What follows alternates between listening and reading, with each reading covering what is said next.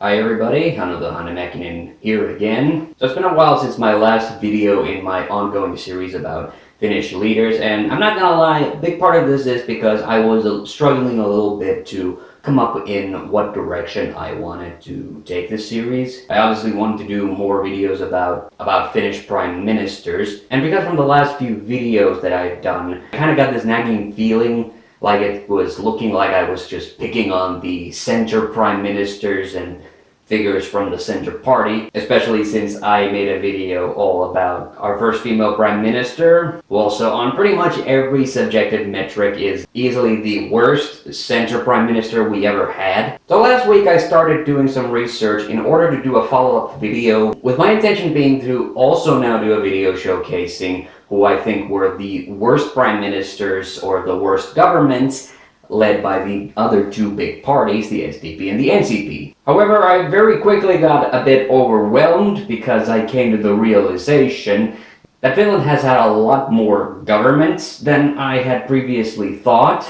I mean, I was aware that Finland had a lot of short-lived governments, especially in the early years, immediately after independence. But with the research that I have done, I immediately kind of started to realize that a couple of my assumptions about how the Finnish governmental system works were a little bit off. For instance, I did another video where I talked about how our most recent Finnish prime ministers never seem to stay in office until the end of their terms. But what I came to realize very quickly when I delved into this particular topic, which is to try to find the worst SDP and NCP-led governments, was that this idea that the Finnish government is this well-oiled machine that stays in power for 4 years is actually a very recent development. How recent?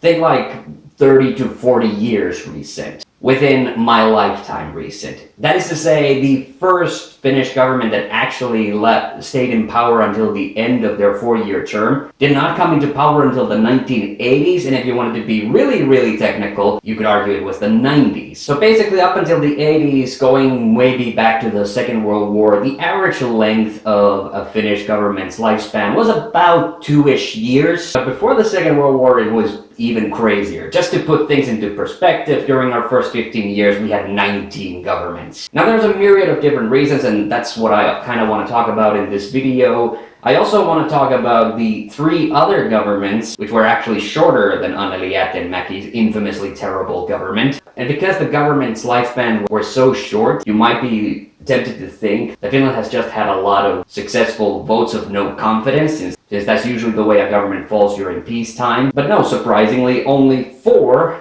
Finnish governments have actually ever fallen due to a vote of no confidence. But I just want to preface this video just kind of explaining why we had so many short-lived governments. Now, I was aware that during the formative years of my nation, we had a lot of very short-lived governments because the political atmosphere at the time was just, well, it was basically a hot dumpster fire. Politicians from not just within the same government, but in fact within the same party, had a tendency of devolving into infighting very quickly on almost any issue. Furthermore, a couple of our presidents also played a big hand in causing a lot of our governments to be very short-lived. But what's also kind of amazing is that considering how short-lived many Finnish governments were, you will notice that the amount of Finnish parliamentary elections are not that crazy and were typically held every 4 years.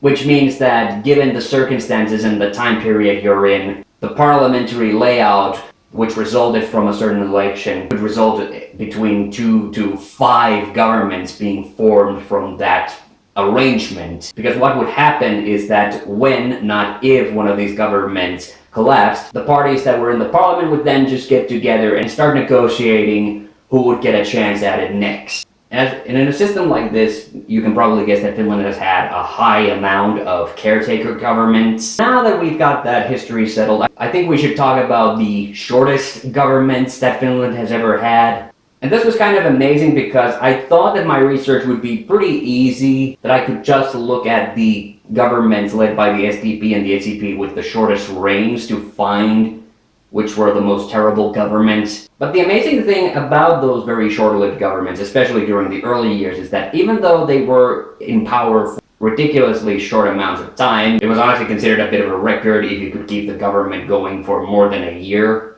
is that even within that very short amount of time, those governments were still able to pass very meaningful legislation. This all probably had to do with the fact that our country was still kind of figuring out how to do stuff, so this legislation really had to pass, otherwise there could be no progress or changes later down the line.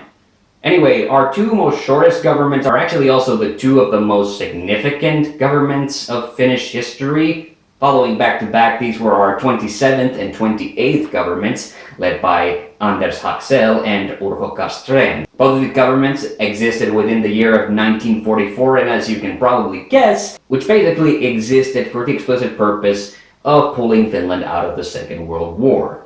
Anders Haxel in particular was the guy who negotiated the armistice with the Soviet Union, because at this point the Finnish soldiers were still technically in Soviet territory, so an armistice was necessary so that the Russians would just stop firing at them and give them time to just get the hell out. And Haxel was actually very successful. Unfortunately, when he was supposed to go to Moscow to have the peace treaty signed, he suffered a stroke and was understandably unable to fulfill his prime ministerial duties, which is when the Urho Castrén government had to come in, take over, and get that peace treaty signed. Now, our third shortest government was actually a caretaker government headed by Teuvo Aura in 1970, and this caretaker government followed a very chaotic parliamentary election in 1970. What had happened was that there had been a huge turnover of politicians within the National Coalition Party and the Agrarian League, which was the precursor to the Center Party. On top of that, lots of young voters were voting en masse for the SDP. It basically meant that none of the major big three parties had a decisive majority. Now, the SDP did, technically, but neither the NCP nor the Agrarian League wanted to be in the government with them. However, they quickly realized that their combined votes were only a few more than what the SDP had, and effectively meant that they would have been a minority government if they had come together. And as you can probably guess, our president at the time did not like the idea of there being a minority government, even if his own party happened to be in it. So the Teuvo Aura government was put into power for roughly 3 months, just to basically give all the parties time to come together and negotiate a government that would actually have the majority representation in the parliament. So yes, one of the governments that was shorter than Jättenmäki's didn't actually get to do anything super exciting, but they are at least a historical oddity, if nothing else. Now, as for the votes of no confidence, of course, in the Finnish parliamentary system, these are fairly common. The first government ever to fall to a vote of no confidence was the second government led by Kyösti Kallio, who would eventually become Finland's fourth president. Basically, Kallio was the third government to be formed from a very contentious election, and after two NCP-led governments had already collapsed underneath it. Kallio's second government stayed in power for nearly a year, but the vote of no confidence that eventually caused him to collapse was partly because his defensive budget was apparently not very focused, and secondly, the opposition called bullshit on the formation of this particular government,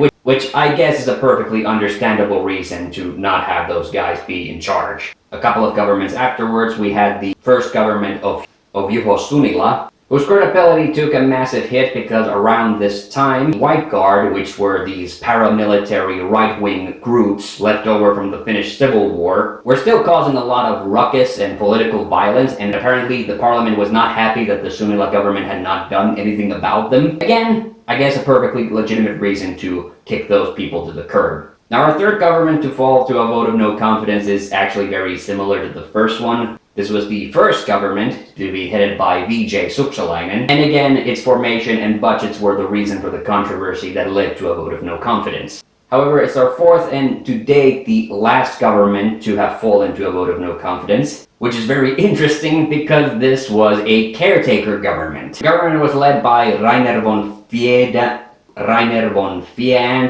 Hey look, this guy is supposedly Finnish, and even I don't know how to pronounce that last name correctly. And it looks like poor Rainer just had the most unfortunate timing. What they had gone and done in the spring of 1958 was to go and raise the price of grain, double what it was the previous year. Now apparently this was due to some kind of a fuck-up, which caused grain to be taxed twice. And you have to remember that Finland was very much an agrarian society at this point, dependent on its internal grain market. So yeah, the government did not react very well to this price hike in the price of food. And again, considering the RVF government was a caretaker government, the fact that they got themselves voted out kind of displays that they might have not been quite up for the task. Alright, that's this video. When the series returns, I hope to bring you that promised video about the worst SDP and NCP governments. I'm TheHande. See you on the next one.